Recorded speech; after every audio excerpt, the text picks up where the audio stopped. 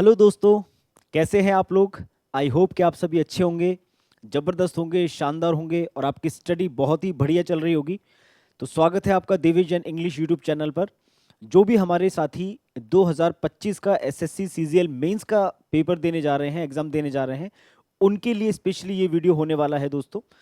आपने साल भर बहुत मेहनत करी, आपने प्री क्वालिफाई करा और मेंस के लिए आप पूरी तरीके से मेंटली प्रिपेयर हैं, लेकिन लास्ट मोमेंट पे कुछ ऐसी गलतियां हो जाती हैं जिनकी वजह से आपको बहुत बड़ा खामियाजा भुगतना पड़ता है।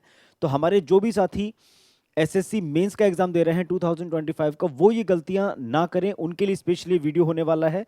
और इसमें जो भी बातें मैं आप लोगों को बताऊंगा तो सारी बातें एक दूसरे से रिलेट करेंगी, इसलिए आपको वीडियो स्किप करके नहीं देखना है। अगर आप स्किप करके देखेंगे तो उन बातों को दोस्तों रिलेट नहीं कर पाएंगे। तो शुरू से लेके लास्ट तक जब पूरा वीडियो देखेंगे तो सब बातें एक दूसरे से रिलेट होंगी, तब आपको समझ में आएगा कि एग्जैक्टली हम यहाँ पर क्या समझाना चाह रहे हैं। तो वीडियो को पूरा देखिए और जो भी साथी आपके एसएससी 2025 का एग्जाम देने जा रहे हैं उनको भी ये वीडियो शेयर करिए, ताकि जो साथी एग्जाम के लिए मेंटली प्रिपेयर हैं, पूरी प्रिपरेशन के साथ में एग्जाम देने जा रहे हैं, उनका पेपर बहुत ही शानदार हो और ये छोटी मोटी सिली मिस्टेक्स ना हो। दोस्तों, आप लोगों को पता है कि जो एसएससी सीजीएल मेंस है 2025, उसका मेंस का एग्जाम आपका 26 में होने जा रहा है। इसकी डेट आपकी आ चुकी है 18 जनवरी 2026 को आपका टाइपिंग टेस्ट रखा गया है। जनरली क्या होता है, एग्जाम पहले होता है, टाइपिंग टेस्ट बाद में होता है। इस बार इन्होंने टाइपिंग टेस्ट पहले कर दिया है और 19 जनवरी को इन्होंने आपका सीजीएल मेंस का एग्जाम रखा है। ये कोई बड़ी बात नहीं है, ये आपको नोटिफिकेशन से भी मालूम चल गया होगा। इसमें आपका जो जब आप मेंस का एग्जाम देंगे तो आपका मैथमेटिक्स और रीजनिंग का पेपर दोस्तों एक साथ होने वाला है।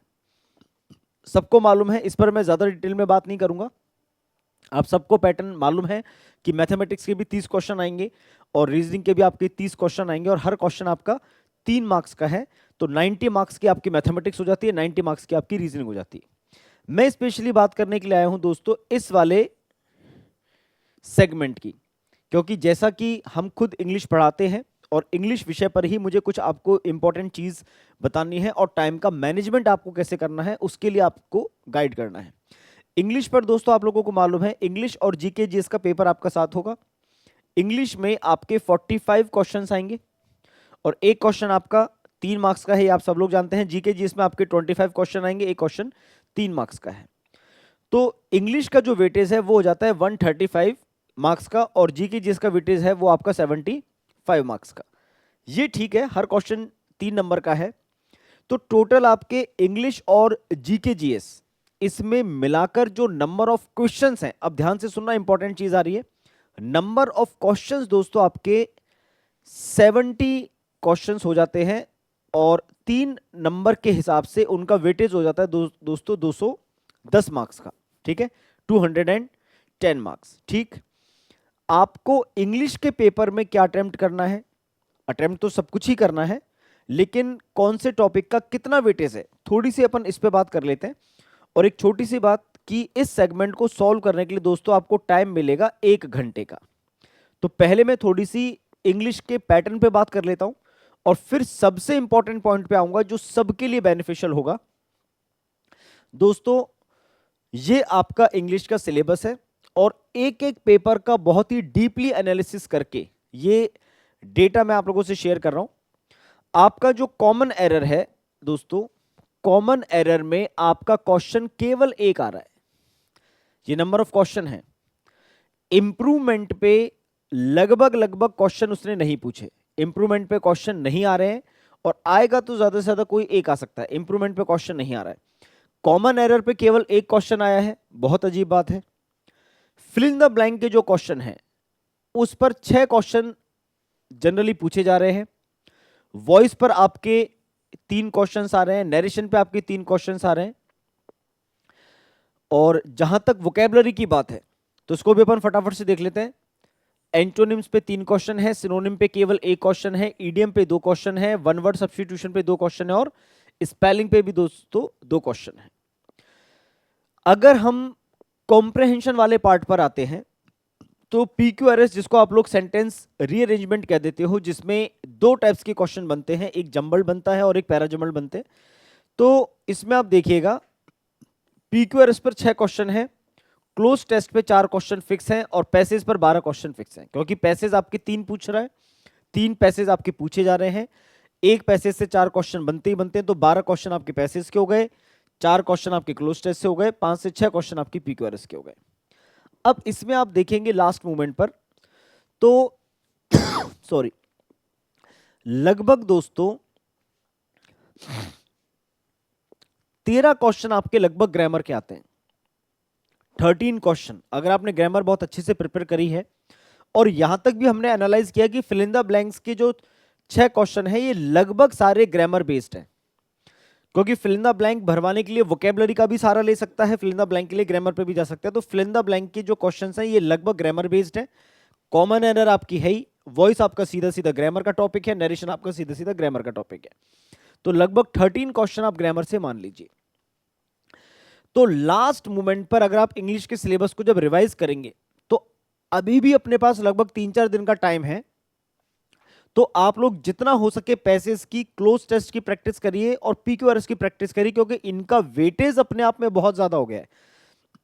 22 क्वेश्चन का मतलब है लगभग 66 मार्क्स पीक्यूआरएस के क्वेश्चन है, क्लोज टेस्ट और पैसेज है। जहां से भी आपको मॉक टेस्ट लगाने हैं, कोई पेपर सॉल्व करना है, तो लास्ट मोमेंट पे इन 3 की तैयारी जरूर करके जाइएगा। हालांकि ये चीज रिपीट नहीं होती, ये अनसीन होते हैं, हमेशा नए आएंगे, पर जितनी ज्यादा आप लोग प्रैक्टिस करेंगे उतना ही आप अपने आप को कंफर्टेबल जोन में पाएंगे। जितनी ज्यादा प्रैक्टिस करोगे वहां पर उतना अच्छे से आप इन क्वेश्चंस को अटेम्प्ट कर पाओगे। तो लास्ट मोमेंट पर पीक्यूआरएस, जिसको अपन सेंटेंस रीअरेंजमेंट कहते हैं, क्लोज टेस्ट और पैसेज की प्रैक्टिस दोस्तों जरूर करके जाएं। अब जो मेन मुद्दे की बात आती है, जिसके लिए वीडियो बनाना मैंने जरूरी समझा, हमारे जो भी साथी हैं जो हमारे कोचिंग सेंटर से पढ़े हुए हैं, जिनका प्री क्वालिफाई हो गया है, उनकी भी डिमांड थी। उन्होंने कहा सर कुछ गाइड कर दीजिए। अब मैंने कहा कि ऑफलाइन बैच में लूंगा तो केवल उन्हीं तक, और इन्फॉर्मेशन ऐसी है जिससे सबका हित हो सकता है, सबका भला हो सकता है, सबके लिए अच्छी चीज है, तो फिर यूट्यूब पे वीडियो बनाना ज्यादा मैंने बेहतर समझा। इसमें क्या है दोस्तों, जो मेन चीज मुझे आपको बतानी है कि जीके, जीएस और इंग्लिश दोनों को मिलाकर जो नंबर ऑफ क्वेश्चंस आपके बन रहे हैं वो बन रहे हैं 70 क्वेश्चंस। क्लियर बात है? 70 क्वेश्चंस हैं, और इसको सॉल्व करने के लिए दोस्तों टाइम कितना मिल रहा है हमको? 1 घंटे का, यानी 1 घंटे में 60 मिनट होते हैं, तो हमें एवरेज 1 मिनट भी नहीं मिल पा रहा। अगर 60 क्वेश्चंस होते और 60 मिनट्स होते तो भी मैं चलो मान लेता कि 1 मिनट का समय है, यहां तो हमारे पास 1 मिनट का समय भी नहीं है। और मैक्सिमम स्टूडेंट्स की प्रॉब्लम है, मैं आपको बता रहा हूं, अगर आप पहली बार एग्जाम देने जा रहे हैं और आपने पहले से टाइम मैनेजमेंट नहीं किया है तो आप डेफिनेटली पेपर को पूरा अटेम्प्ट नहीं कर पाओगे। और इसीलिए आज मैं यहां पर लाइव हुआ हूं, ताकि आपको ये चीज पहली गाइड कर दूं, आप मेंटली पहले प्रिपेयर हो जाओ कि मुझे वहां पर क्या करना है। तो दोस्तों 1 घंटे में हमें 70 क्वेश्चंस मैनेज करने हैं। अब आप समझो कि जब आप इंग्लिश के पेपर में पैसेज वगैरह पढ़ेंगे तो पैसेज की लेंथ, पिछले 2-3 सालों के पेपर देखना आप लोग, पैसेज की लेंथ बहुत बड़ी आ रही है। 5 मिनट में उसको 4 मिनट में पढ़ पाना पॉसिबल ही नहीं है, क्योंकि एक पैसेज से 4 क्वेश्चन आएगा और एवरेज हमने मान के चला 1 मिनट, जबकि 1 मिनट भी अपने पास है नहीं। हमें 70 क्वेश्चन सॉल्व करने हैं 60 मिनट्स में, ठीक है? तो 1 मिनट भी नहीं है, पर फिर भी चलो मैंने मान लिया 1 मिनट, तो 4 मिनट में पैसेज पढ़कर उसके नीचे पूछे गए क्वेश्चंस के आंसर देना पॉसिबल ही नहीं है। तो ये चीजें मैनेज कैसे होंगी? देखो दोस्तों, आपके 25 क्वेश्चन किस में से आएंगे? जीके जीएस में से। इसमें आपको मैक्स टू मैक्स, क्योंकि जीके जीएस का क्वेश्चन पढ़ते ही आपको उसके ऑप्शन रीड करने हैं। अगर आपको आता है तो आप तुरंत टिक लगा देंगे, नहीं आता वहां पर कुछ फॉर्मूला नहीं है।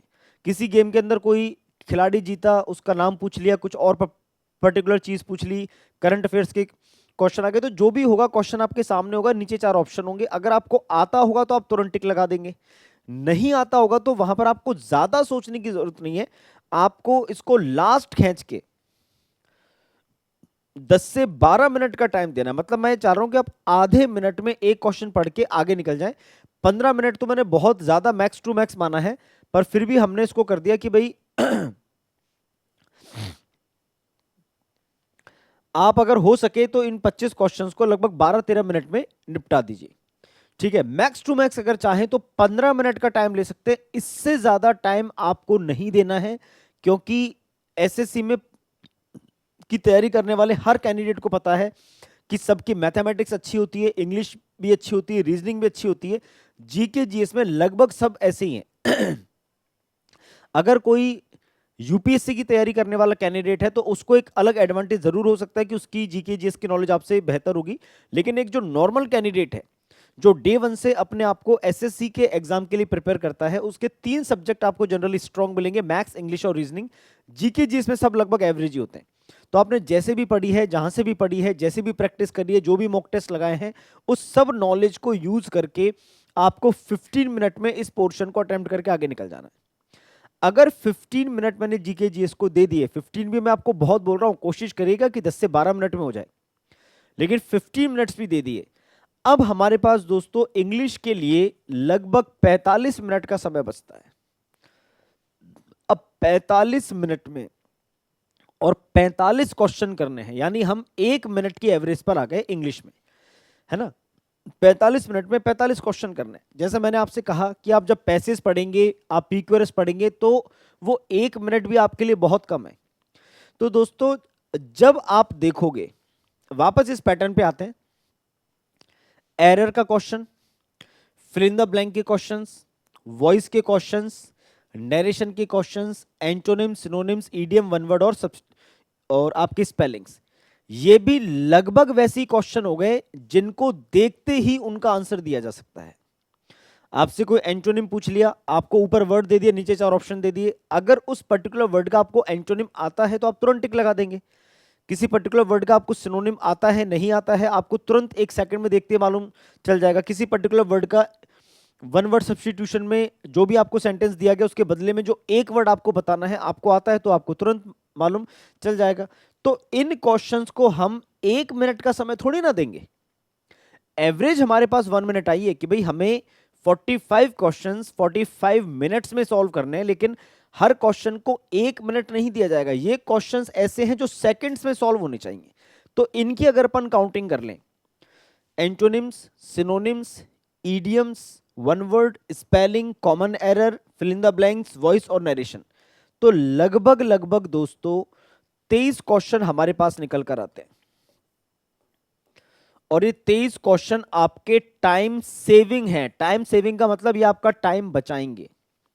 ये 23 क्वेश्चंस वो हैं जिनको आप सेकंड्स में सॉल्व कर सकते हो सकता है 5 सेकंड्स में कर दो, हो सकता है 10 सेकंड्स में कर दो, 15 सेकंड में कर दो, ठीक है।